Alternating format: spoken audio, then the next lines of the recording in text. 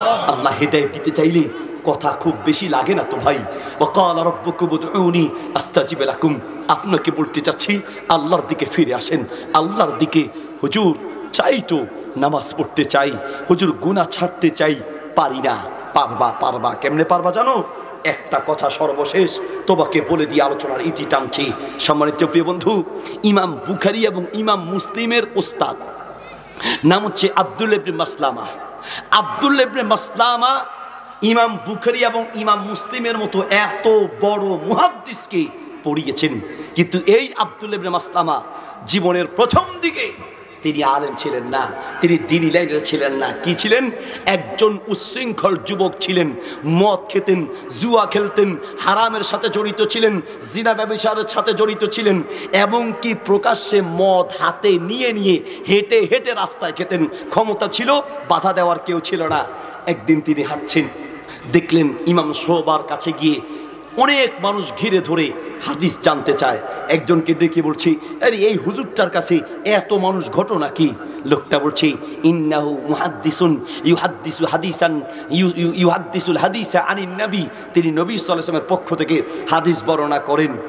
লোকটা ইমাম আব্দুল্লাহ ইবনে মাসলামা, তিনি ইমাম শুবার কাছে ভিড় ঠেলে ঠেলে ধাক্কা দিয়ে, মানুষকে ধাক্কা দিয়ে ভিড় সরিয়ে ভিতরে ঢুকে গেলেন। হাতে কিন্তু মদের বোতল। ইমাম শুবাকে গিয়ে বলছে, সামিতু আন্নাকা মুহাদ্দিসুন, শুনলাম আপনি নাকি একজন মুহাদ্দিস। বলছে, হ্যাঁ, আপনি কি বলতে চান? আপনার তো মুখে মদের গন্ধ, হাতে মদের বোতল। বলছে, কথা না বলে হাদ্দিসনি বিহাদিসিন, আমাকে একটা হাদিস বলেন। ইমাম আব্দুল্লাহ ইবনে মাসলামা অবাক হয়ে বললেন, হাদিস শুনতে হলে আদব আছে। আপনার হাতে মদের বোতল আর মুখে গন্ধ, কিসের হাদিস আপনি শুনবেন? আগে পবিত্র হয়ে আসেন।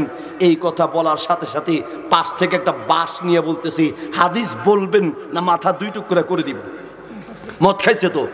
বলছি, ঠিক আছে। ইমাম শুবা চিন্তা করলেন, একটা হাদিস শুনাইয়াই দেই। বলছি, ইদা লাম তাস্তাহি ফাসনা মা শিতা। আল্লাহ রাসূল বলেছেন, তোমার যদি লজ্জা না থাকে তুমি যা ইচ্ছা তা করতে পারো। আব্দুল্লাহ ইবনে মাসলামা হাদিসটা শুনেই থরথর করে কেঁপে উঠল, মদের বোতল ফেলে দিল, এক দৌড়ে বাড়িতে চলে গেল। মা, আমি আজকে একটা হাদিস শুনেছি, আল্লাহ রসুল তো যেন হাদিসটা আমাকে লক্ষ্য করে বলেছেন। আরে কি আছে এই হাদিসের মধ্যে? তোমার লজ্জা নাই, তুমি যা ইচ্ছা তাই করতে পারছো, কারণ তোমার লজ্জা নাই। মা, আসলে কি আমার লজ্জা আছে? মা, আমার কি আসলে লজ্জা আছে? মা, তুমি আমাকে অনেক দিন বুঝিয়েছো এই মদ ছেড়ে দেওয়ার জন্য, কিন্তু আমি ছাড়তে পারি নাই। মা, আসলে কি আমার লজ্জা আছে? মা, বলো তো দেখি, যেই আল্লাহ আমাকে দয়া করে হাত দিয়েছেন, সেই আল্লাহর দেয়া হাত দিয়ে মদের বোতল নিয়ে খাচ্ছি। যেই আল্লাহ দয়া করে আমাকে মুখ দিয়েছেন, সেই আল্লাহর দেয়া মুখ দিয়ে আমি হারাম খাচ্ছি। যেই আল্লাহ আমাকে চোখ দিয়েছেন, সেই আল্লাহর দেয়া চোখ দিয়ে আমি হারাম দেখছি। যেই আল্লাহ আমাকে দয়া করে বাঁচিয়ে রেখেছেন, সেই আল্লাহর বিরুদ্ধ পথে চলছি। মা, সত্যি কথা, আমার আসলে লজ্জা নাই। আল্লাহু আকবার। মা, আমার আসলে লজ্জা নাই। যুবক, তোমাকে বলছি, তোমার কি আসলে লজ্জা আছে? এদিকে আমার দিকে তাকান, আমার দিকে তাকান। তোমার কি আসলে লজ্জা আছে?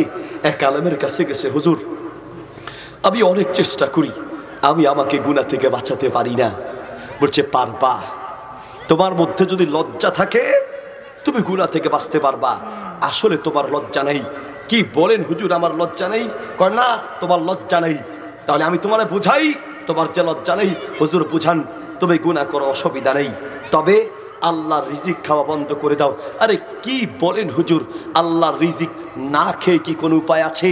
তাহলে তুমি বলো, আল্লাহর রিজিক না খেয়ে উপায় নাই। তুমি কত বড় বেহায়া, আল্লাহর রিজিক খেয়ে আল্লাহর বিরুদ্ধ পথে চলছো, ঠিক কিনা?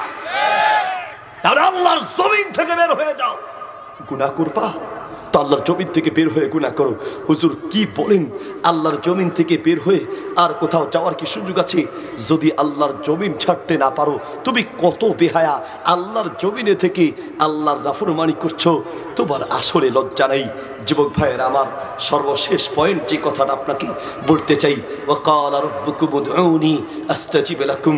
বান্দা, তুমি পৃথিবীর যে কোনো বিপদে পড়ে আমি আল্লাহকে ডাকো, দুনিয়ার কেউ তোমার ডাক নাও শুনতে পারে, কিন্তু আল্লাহ তোমার প্রত্যেকটা শব্দ বুঝে, তোমার প্রত্যেকটা বাক্য বুঝে। আল্লাহর কাছে দোয়া যদি কবুল করাতে হয় কিছু কথা মনে রাখতে হবে। এদিকে নাম্বার এক নম্বর হলো আপনার দোয়া আল্লাহ কবুল করবেন, কিছু শর্ত আছে। নাম্বার এক নম্বর শর্ত হচ্ছে শিরিক থেকে মুক্ত থাকতে হবে, তারপরে আপনার দোয়া আল্লাহ পর্যন্ত পৌঁছাবে। হুজুর কি বলেন? আমরা হুজুর খুব সতর্ক, আমরা এসব শিরিক টিরিকে নাই। আরে বাবা, শিরিকের মধ্যে আপনি ডুবে আছেন কিন্তু বোঝার মতো শক্তি আপনার নাই, ঠিক কিনা? অসুস্থ হয়েছেন, আল্লাহ তুমি বাঁচাও। হসপিটালে গিয়ে আল্লাহ তুমি বাঁচাও। অপারেশনের রুমে ঢুকে আল্লাহ তুমি বাঁচাও। অপারেশন করে ভালো হয়ে যখন বাড়িতে আসেন, কেউ জিজ্ঞেস করলে বাইরে চিকিৎসা কেমন হইল, বাইরে ডাক্তার খুব ভালো ডাক্তার ছিল, নাইলে বাঁচতাম না। ঔষধ খুব ভালো ঔষধ ছিল, নাইলে বাঁচতাম না। হসপিটাল খুব ভালো হসপিটাল ছিল, নাইলে বাঁচতাম না। এই তো তুমি আল্লাহকে অস্বীকার করে দিলা। আরে তোমার ডাক্তার তোমায় বাঁচিয়েছে, তোমার হসপিটাল তোমায় বাঁচিয়েছে। আল্লাহর কসম, তোমার ডাক্তার, তোমার ঔষধ, তোমার হসপিটাল তোমায় বাঁচায় নাই, তোমার আল্লাহ তোমায় দয়া করে বাঁচিয়েছে, ঠিক কিনা? তুমি শিরক করছো। শিরক কাকে বলে? যে সকল ইবাদত আল্লাহর জন্য করতে হয়, এই সকল ইবাদত আল্লাহ ছাড়া অন্য কারো জন্য করলে শিরক হয়। মনে থাকবে ইনশাআল্লাহ। এক নাম্বার, শিরক থেকে মুক্ত থাকতে হবে। আমার দিকে তাকান, ডানে মামেন আমার দিকে তাকান। শিরক থেকে মুক্ত থাকতে হবে। যেই সকল ক্ষমতা আল্লাহর আছে, এই সকল ক্ষমতা আল্লাহ ছাড়া অন্য কারো আছে মনে করলে ঈমান ভেঙে চুরমার হয়ে যাবে, শিরক হবে। দোকানে বসে আছি, একজন দৌড় এসে কয়, হুজুর আমার বিবি গর্ভবতী, তা আপনি একটা তাবিজ দেন আর একটু তেল পড়া দেন। একটু তাবিজ দেন, একটু তেল পড়া দেন। একটা মানে কাইতন নিয়ে এসেছে, কাইতন না তাগি, আপনারা কি বলেন? কাইতন না, কাইতন নিয়ে আসছে, তেল পড়া দেন, তাবিজ দেন, আমার বিবি গর্ভবতী। আমি বললাম আপনার বিবি গর্ভবতী, দোয়া আছে, আমার দোয়ার বই আছে, দোয়ার বই থেকে বললাম দোয়াগুলো পড়েন। হুজুর কাইতন পড়া দিবেন না? আমি বললাম ভাই, আসমানের নিচে জমিনের উপরে কোনো কাইতন পড়ার দোয়া কিতাবে আছে, হাদিসে আছে, এটা আমার জানা নাই। হুজুর আপনি এত বড় হুজুর, আপনি কাইতন পড়া জানেন না, তো জানলেনটা কি?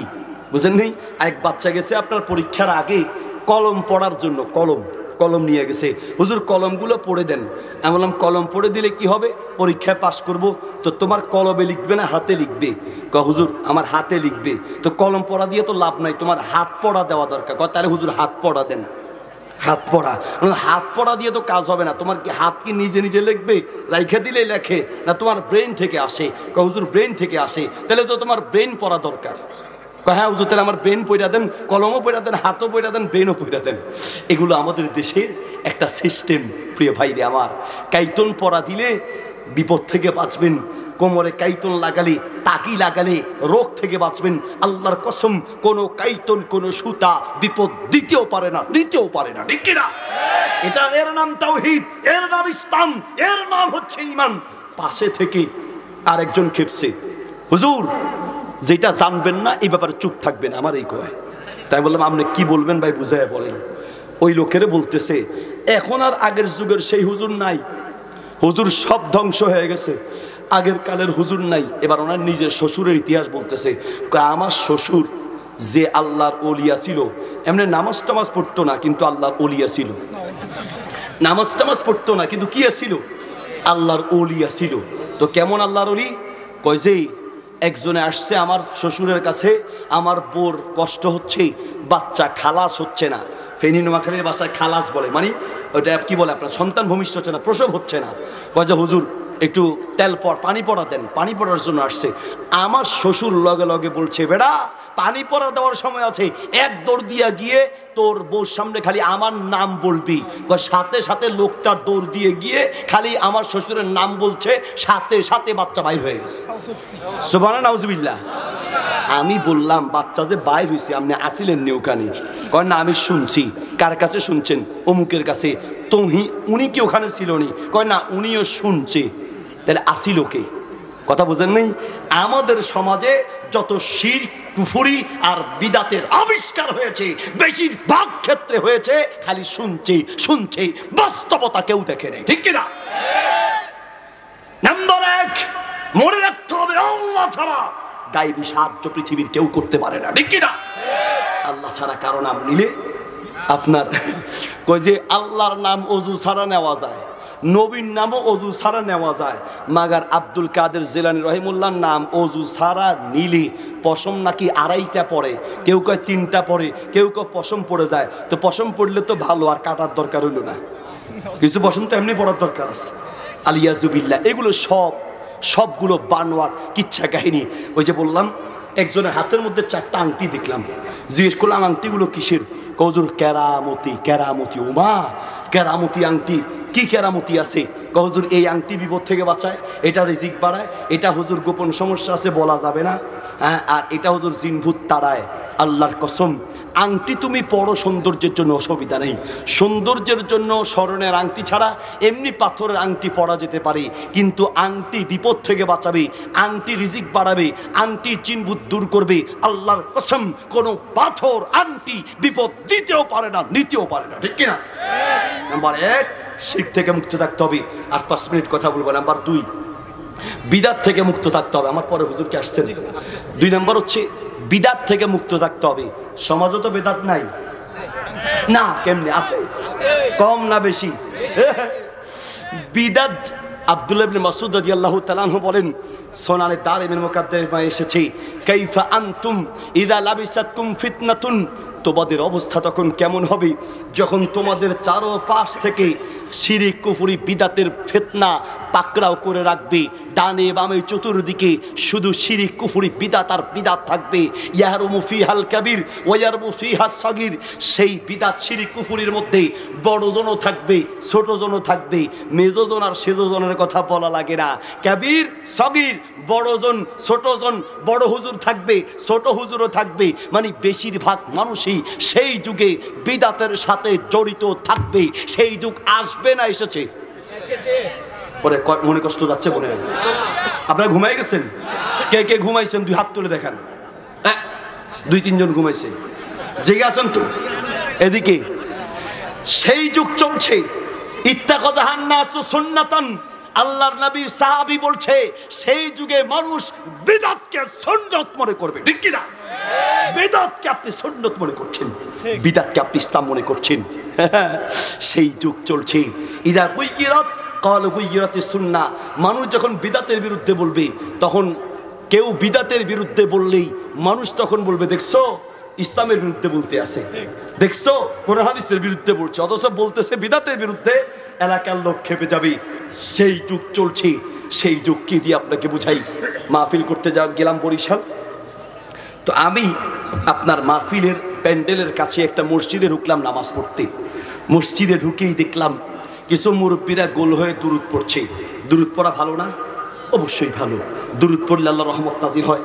সকাল সন্ধ্যা 100 বার করে 10 বার করে দুরুদ পড়লে, সকালে 10 বার, সন্ধ্যায় 10 বার নিয়মিত দুরুদ পড়লে ওই দুরুদের মাধ্যমে আল্লাহর নবীর উপরে সুপারিশ করা, শাফাত করা ওয়াজিব হয়ে যায়। সুবহানাল্লাহ।